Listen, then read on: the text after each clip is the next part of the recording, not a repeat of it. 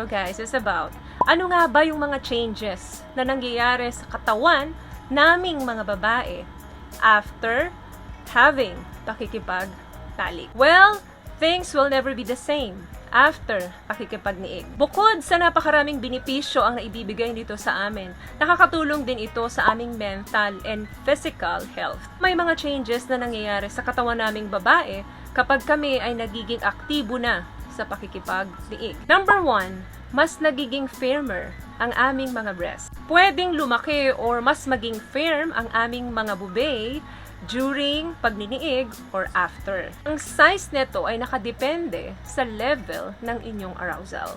Pansinin nyo guys, girls, di ba? Pag nandun na kayo sa rurok nung inyong arousal is, nakikita nyo mas nagiging firm yung ating mga breasts, mas nagiging bilog siya, mas nagiging tender. So, basta boys, wag nyo lang masyadong lamutakin yung mga bubay ng inyong partner kasi masakit din yan kapag sobrang nalalamutak. Better na konting massage lang. Number 2, mas nagiging sensitive yung aming mga nipples. Another effect, kapag mas marami kang nakukuhang talik sa iyong kapartner, nagtitrigger ito ng mas maraming blood flow and muscular tension, including dun sa mga areas ng nips and areola naming mga babae.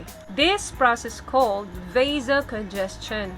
Dito nagsisekret ang maraming blood flow na dahilan kung bakit tumitigas yung aming mga nips. Nagkakaroon kami ng mga goosebumps every time na mangyayari to na pwedeng mag-lead din sa orgasm. Which means, pwede pa itong mas magalit.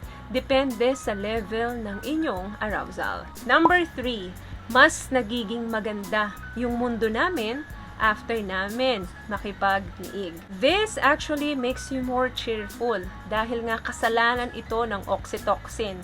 Ang oxytocin po ay isang hormones, happy hormones, na nagbibigay ng mga positibong thoughts. Mas marami pong nire-release na oxytocin ang mga babae kesa sa mga lalaki during pagniniig. Dahilan yon kung bakit ang isang babae ay mas nagiging mas masaya after nun. Nagbibigay din ito ng dopamine, kaya mas nagiging confident kami. And testosterone naman sa mga lalaki para mas maging assertive sila. Another changes, yung elasticity ng aming pipay ay nagbabago. Dahil nga mas marami kaming pakikipagniig, mas nagiging stretchable ang aming mga pipay. Dahilan kung bakit mas nagiging comfortable kami kapag kami ay nakikipagtalik. Lalo na kung yung arousal ng babae ay enough, alam ng pipay namin kung ano man yan, malaki man yan or maliit, ready yan. Doesn't matter kung ano yung size. Dahil naka-welcome sa aming mga pipay,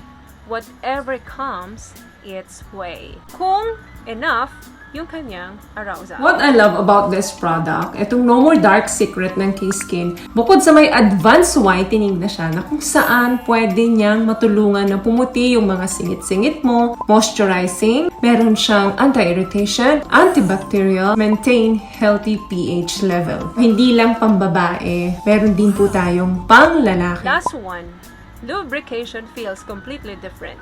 Meaning, kapag aktibo kaming mga babae sa pakikipagniig, mas nagiging intense na yung lubrication naming mga babae kapag kami ay aktibo. Dahil ang lubrication ng babae ay nanggagaling yan sa aming arousal. Kaya nakadepende yan sa aming emotional state. So, bottom line, it actually makes you a happier person, you and me. Men and women. Lalo na kung tama and fair ang execution ng bawat isa. So yun lamang guys ang video natin for today. I hope may nakuha po kayong tips sa ating pinag-usapan ngayon. At kung nagustuhan nyo po ang ating video, pakibigyan lang po ako ng isang malaking thumbs up, comment down below, at huwag nyo rin pong kalimutan i-click ang ating subscribe button. Sa mga hindi po nakakapag-subscribe, libre po yan. Once again guys, palagi po kayong mag-iingat at palagi po kayong manalangin. Thank you guys for watching and see you on my next one. Always love yourself and be a blessing. Bye! Peace out!